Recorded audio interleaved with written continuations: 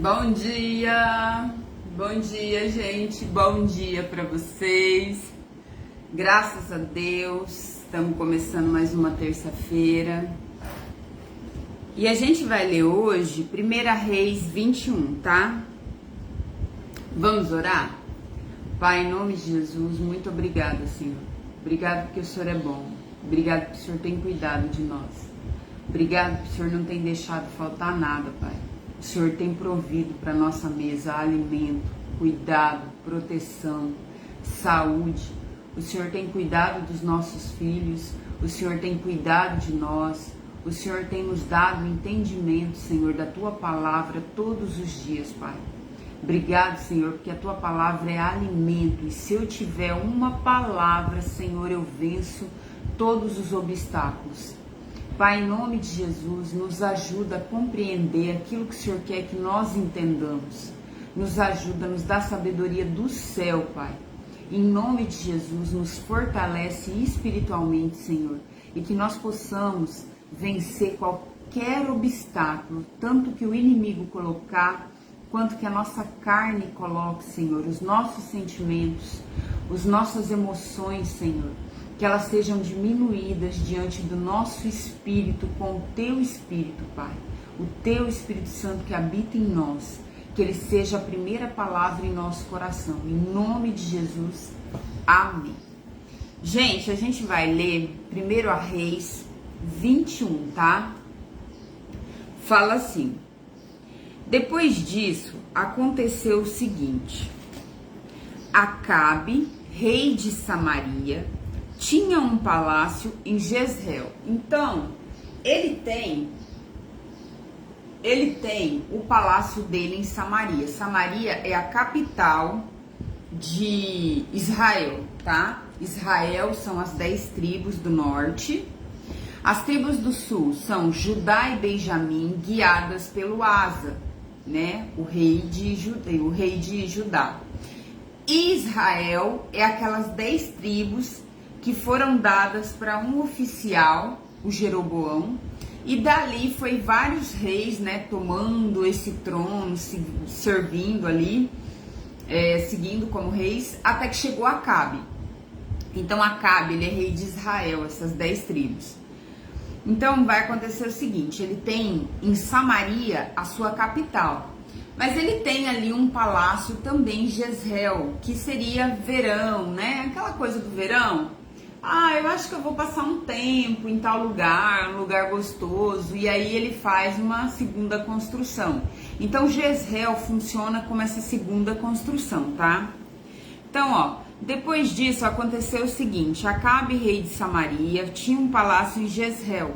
Perto desse palácio havia uma plantação de uvas que pertencia a um homem chamado Nabote. Certo dia, Acabe disse a Nabote: dê-me sua plantação de uvas, ela fica perto do meu palácio, e eu quero aproveitar o terreno para fazer uma horta. Em troca, eu lhe darei plantações de uva melhor do que a sua, ou, se você preferir, eu pagarei um preço justo por ela.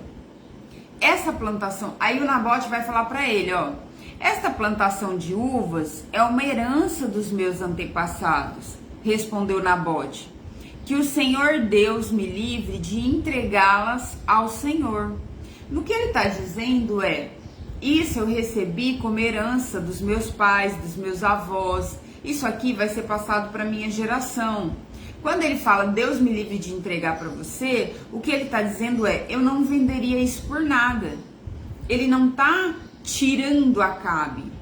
O que acontece é que as pessoas, muitas vezes, elas ficam feridas.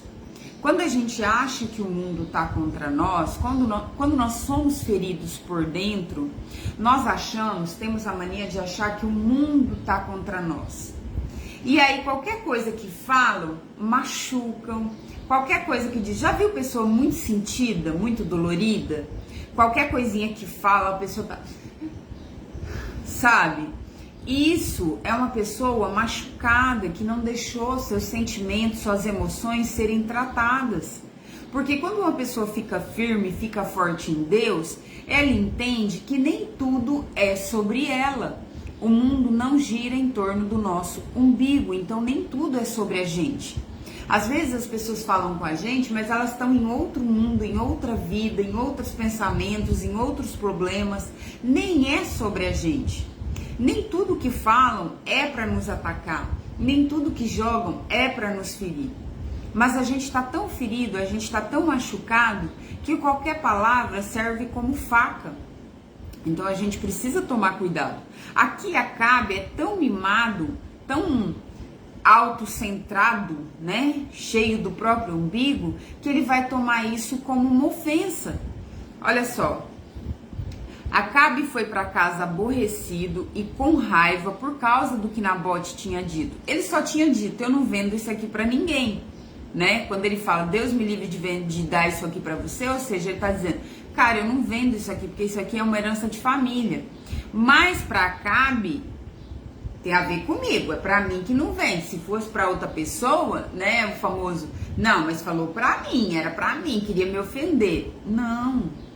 O mundo não gira em torno de nós e as nossas feridas fazem a gente olhar para os outros com essas feridas de dor, de rejeição, de abandono. Então a gente olha em volta, o nosso próprio cérebro olha em volta tentando procurar resquícios para validar aquilo que ele acredita.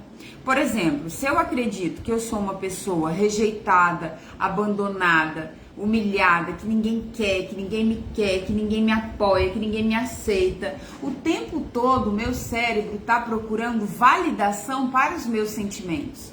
E ele está tentando descobrir nos outros essa rejeição, esse abandono. Tá vendo? Me rejeitou, tá vendo? Me abandonou, tá vendo? Ah, isso é porque eu sou assim, isso é porque eu sou pobre, isso é porque eu sou desse jeito, isso é porque eu sou humilde, isso é porque eu não tenho roupa, isso é porque eu não tenho isso. Esse tipo de coisa são pessoas feridas. São feridas de abandono, de rejeição, de humilhação, né, de abuso, tá? Então, olhar para os outros, sempre achando que os outros querem te atacar e não vendo a real por trás de toda a fala, significa que nós olhamos apenas com as nossas feridas, tá? Então, ó, Acabe foi para casa aborrecido e com raiva por causa do que Nabote tinha dito. Ele se deitou na cama, virado para a parede, e não quis comer nada. Então sua esposa Jezabel foi falar com ele e perguntou: por que você está assim aborrecido? Por que não quer comer? Ele respondeu: é por causa do que Nabote me falou. Eu lhe disse que queria comprar a sua plantação de uvas, ou então, se ele preferisse, eu lhe daria outra em troca. Mas Nabote me disse que não me daria a sua plantação, nem para ele e nem para ninguém, tá? Então Jezabel disse a Acabe, o seu marido: afinal de contas, você é rei ou não é? Levante-se, anime-se e coma. Eu darei a você a plantação de Nabote, o homem de Jezreel. Ou seja, eu vou dar meu jeito. Aí, ó. Então ela escreveu algumas cartas em nome de Acabe e carimbou-as com anel sinete. Os reis tinham um anel sinete que tinha um carimbo, significava a aprovação do rei, tá? Esse anel sinete é dado para José quando José vira governador lá do Egito, tá? Então, ó, então ela escreveu algumas cartas em nome de Acabe, carimbou-as com o anel sinete dele e as mandou para as autoridades e para os líderes em Jezreel, líderes e autoridades corrompidos. As cartas diziam o seguinte: mandem avisar que vai haver um dia de jejum e reúnam o povo e ponha Nabote no lugar de honra. Ponha sentados na frente dele 2 homens de mau caráter para acusarem Nabote de ter amaldiçoado a Deus e ao rei. Depois levem Nabote para fora da cidade e matem a pedradas. O que ela está dizendo? Eu quero Nabote morto. Se vira, faz isso. Literal, né? E os líderes e as autoridades de Jezreel fizeram o que Jezabel havia ordenado. Eles mandaram avisar que ia haver um dia de jejum, reuniram o povo e puseram Nabote no lugar de honra. Então, diante do povo, os 2 homens de mau caráter acusaram Nabote de haver amaldiçoado a Deus e o rei. E assim ele foi levado para fora da cidade, morto a pedradas, injustamente. Depois mandaram dizer a Jezabel: Nabote foi morto a pedradas. Logo que Jezabel recebeu o recado, disse a Acabe: Nabote morreu, vá agora e tome posse da plantação de uvas que ele não quis vendê-la a você. Logo que soube que Nabote estava morto, Acabe foi à plantação de uvas e tomou posse dela. Então o Senhor Deus disse a Elias, o profeta de Tisbé: acontece aqui que ela vai fazer do jeito dela, ou seja, você é o rei, vai lá e toma pra você, mata esse cara. Ela vai, mata, sem dó e nem piedade, afinal de contas ela é literalmente uma rainha má. E o rei Acabe, que é omisso, mimado, bebezão, né, meninão de mamãe, que se apoia nessa rainha cruel, vai lá e toma posse daquilo que não era dele. Por quê? Porque ele cobiça. E a cobiça é como um pecado de idolatria. A cobiça é fazer daquilo que você quer um ídolo. Tamanho o ídolo que você não quer que a pessoa tenha. Ou você não acha a pessoa merecedor daquilo. Quando a gente cobiça algo, a gente não acha que o outro é digno daquilo. Por exemplo, vamos supor que eu cobice um cargo de trabalho e alguém está no cargo de trabalho que eu cobiço, que eu tenho vontade de estar. Eu desmereço a pessoa que está naquele cargo, porque aquele cargo serviria para mim, não para o outro. Isso é cobiça, é desmerecer, é desdenhar do outro. Por exemplo, quando alguém tem um carro e eu acho e eu gostaria de ter aquele carro que a pessoa tem. Primeiro, a cobiça ela desmerece a pessoa que tem. Ah, mas só tem porque é herdeiro. Ah, mas só tem porque fez coisa errada, deve estar fazendo coisa errada. Ah, mas também o pai e a mãe ajudam. Ah, mas como que ela conseguiu ou ele conseguiu isso? Primeiro eu tenho que desmerecer, ou seja, destronar aquela pessoa, abaixar o merecimento daquela pessoa na minha cabeça, para justificar que ela não merece aquilo.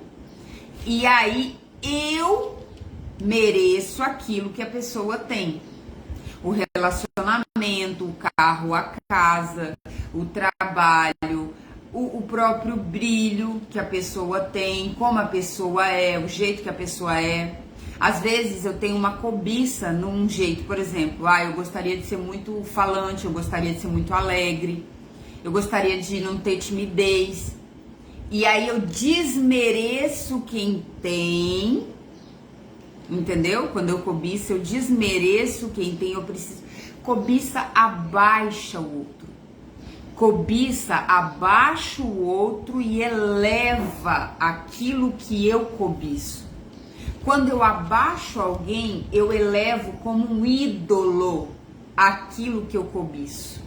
Por isso que aquilo que eu cobiço se torna um ídolo. É por isso que a cobiça é como um pecado de idolatria. Porque eu passo a humilhar, a abaixar quem tem aquilo que eu preciso. E aquilo se eleva. E aí passa a ser o objeto da minha vontade. Entende? Por que a cobiça é uma idolatria? Porque eu preciso desmerecer e abaixar e humilhar o outro na minha mente. Ah, mas só é rico porque o povo ajuda. Ah, mas só é rico... Não, mas porque ela tem um marido que faz. Por isso que ela tem isso, por isso que ela tem aquilo. Não, porque ela nunca passou dificuldade na vida. Entende? Então, isso é cobiça. é humilhar, é abaixar, é destronar a pessoa daquilo que ela tem, para que eu, com as minhas qualidades, que mereço aquilo, fulano não merece, mas eu mereço. Eu olho para aquilo e aquilo vira um ídolo para mim. Então é por isso que Deus abomina a cobiça e ele fala a mulher do outro, o marido do outro, né? Por isso que Deus fala que é como um pecado de idolatria. Porque você precisa humilhar e abaixar e degradar a pessoa que o tem ou que o é, tá? E cobiça pode ser por uma qualidade que a pessoa tenha, um jeito que a pessoa tenha, um carro, uma roupa, um calçado, um jeito de andar, de se vestir, uma elegância. Qualquer coisa pode virar objeto de cobiça. Mas sempre que eu cobiço, eu abaixo o outro. A cobiça nunca vai deixar o outro merecer. Nunca. A cobiça nunca vai deixar com que o outro tenha qualidade suficiente para ter o que tem. Sempre ela vai diminuir. Sempre ela vai humilhar e abaixar o outro. É por isso que a cobiça é tão doente, tão perversa e tão má. Todas as vezes que nós sentirmos o sentimento de cobiça, nós precisamos falar a Deus. Tchau, mãe. Mas precisa levar o cartão, mãe. Então me dá.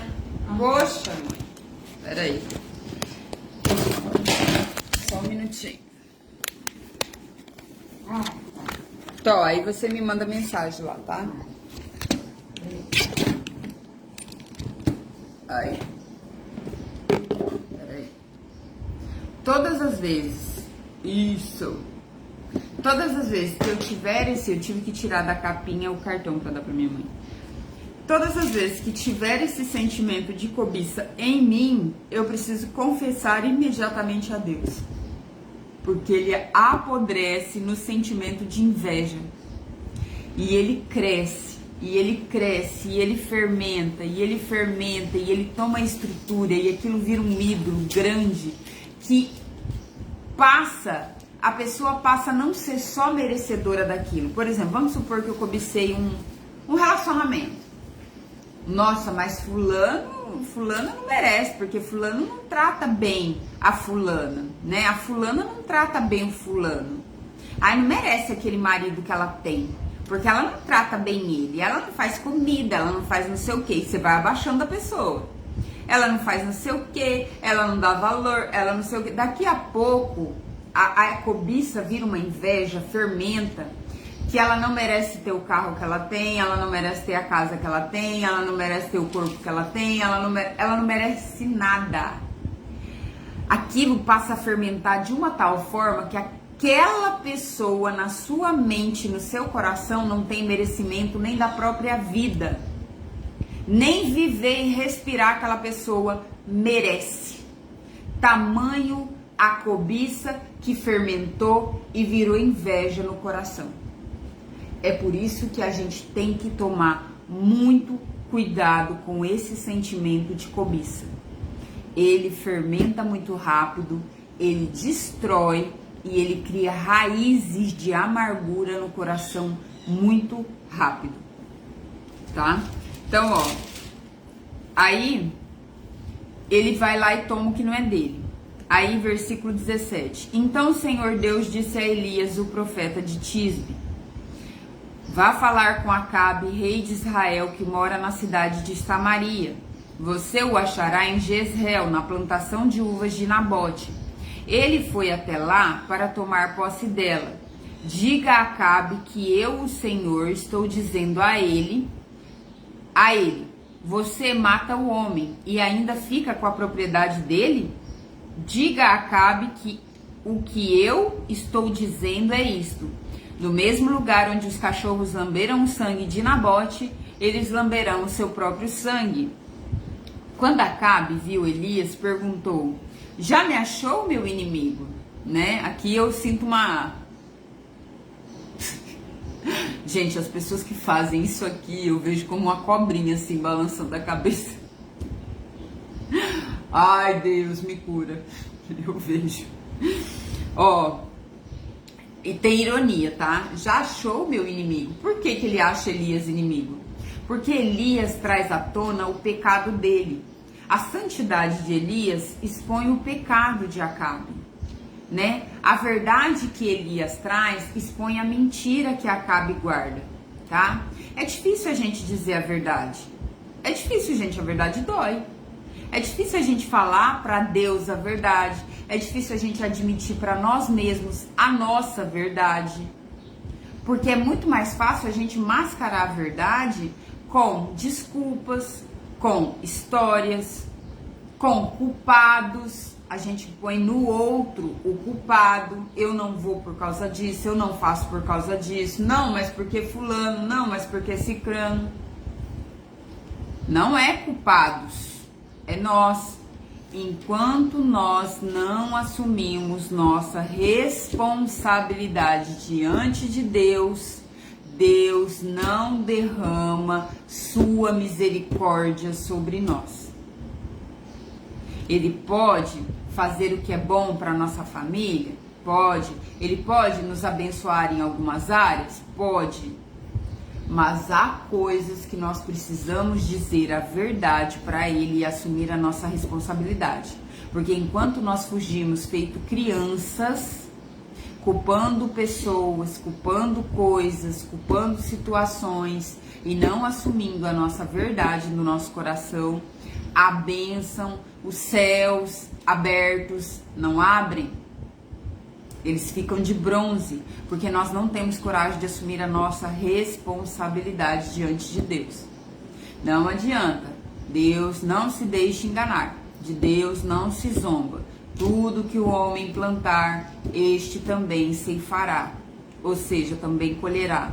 Ou seja, se você não diz a verdade, ainda que a verdade doa, se você não admite a pura e cruel verdade, não abre-se os céus sobre a sua vida, tá?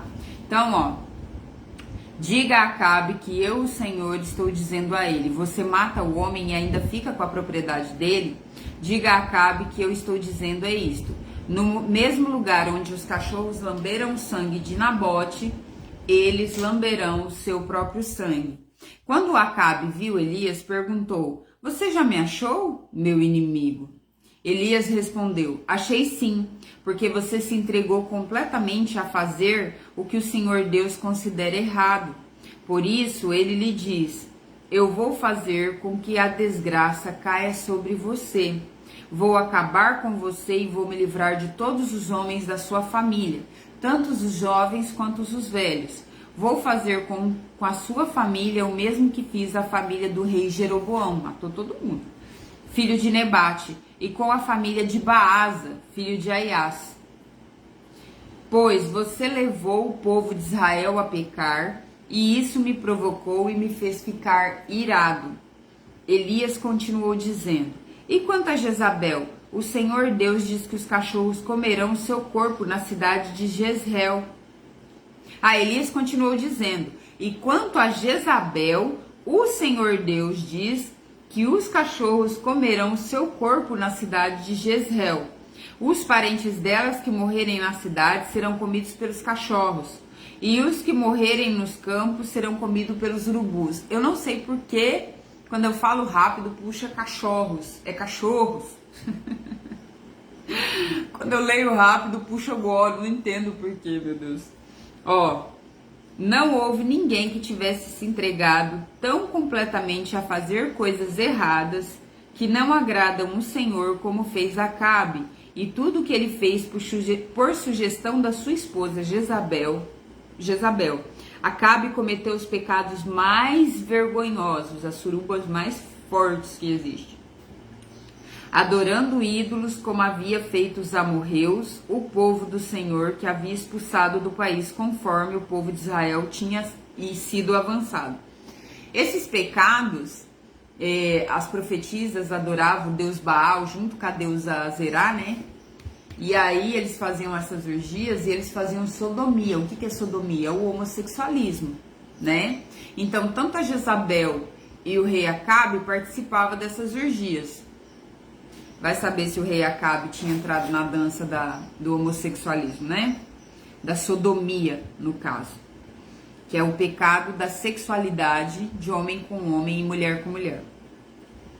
Quando Elias acabou de falar, Acabe rasgou as suas roupas, jogou-as longe e vestiu as roupas de pano grosseiro. Isso é uma expressão de dor crônica, tá? Isso é uma expressão de arrependimento crônico. Realmente ele falou, vixe, lascou pra mim. Então ele se arrependeu de verdade, tá? Então o Senhor Deus disse ao profeta Elias, você viu como Acabe se tem humilhado diante de mim? Já que ele está fazendo isso, não será durante a vida dele que eu vou trazer desgraça que prometi. Desgraça é a falta da graça de Deus. Será durante a vida do filho dele que eu vou fazer cair a desgraça, ou seja, a falta da graça de Deus, sobre a família de Acabe. E aqui acaba o capítulo. E aí eu perguntei para Deus, falei, Deus, por que Acabe, um rei tão mau, recebeu pelo menos a vida, né, até o final dela? Cara, ele já podia ter morrido ali, literal, né? E aí é o que Deus fala. Se eu tenho misericórdia com a tua vida, por que eu não teria misericórdia com a dele? Essa é uma maneira de eu mostrar para as pessoas que eu tenho misericórdia se elas se arrependerem. Então não importa qual seja o pecado que as pessoas cometam, eu sou misericordioso para perdoá-las. Matou, roubou, humilhou, prostituiu, não importa. Deus tenha misericórdia para que se você que esteja arrependido verdadeiramente, Ele te perdoe, tá? Então se arrependa. É uma coisa muito simples, se arrependa do seu pecado, se jogue aos pés de Deus e Ele fará seu caminho todo novo, tá? Ele tem poder para fazer o nosso caminho completamente novo, completamente diferente. Mas é necessário um arrependimento genuíno, uma verdadeira conversão, uma mudança de pensamento, tá? Deus abençoe vocês, bom dia, até amanhã e fiquem na presença de Deus, tá? Tchau!